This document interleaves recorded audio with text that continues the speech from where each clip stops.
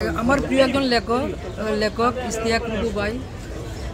এই বইমেলা আপনার কটা বই বার হয়েছে? আমার ধন্যবাদ মোহাম্মদ এ হুসেন, একজন কবি, একজন সাহিত্যকর্মী, সাহিত্যমোদী। সে আজকের বইমেলাতে এসে আমার একটা এবারের প্রকাশিত 2024-এর এই বছর প্রকাশিত জলজুস্তার জীবনচিত্র, যেটা স্মৃতিগত গল্প, সে উনি বইটা সংগ্রহ করেছে নিজ আগ্রহে, এবং পাশাপাশি আরও বেশ কিছু কবিতার বই, ভালো বই সংগ্রহ করেছে। সে নিজে একজন কবি, তার কবিতার বই আমি দু একটি পড়েছি। আমার কবিতা, তার কবিতার কিছু লাইন, কিছু লেখা, কিছু ভাব আমার মনকে ছুঁয়ে দিয়েছে। আমি অভিনন্দন এবং শুভকামনা করছি মোহাম্মদ এ হুসেনের জন্য। পাশাপাশি আমার এই বইটা হলো চতুর্থ গল্প গ্রন্থ।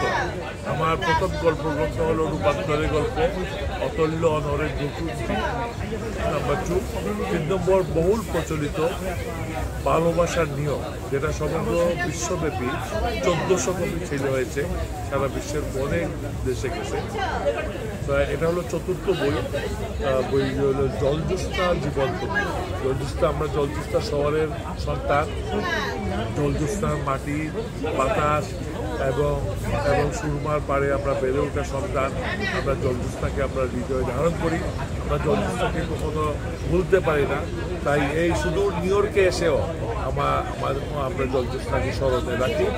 আমি এই বলে আমার আজকের এই বই নিয়ে কথা পর্ব শেষ করলাম।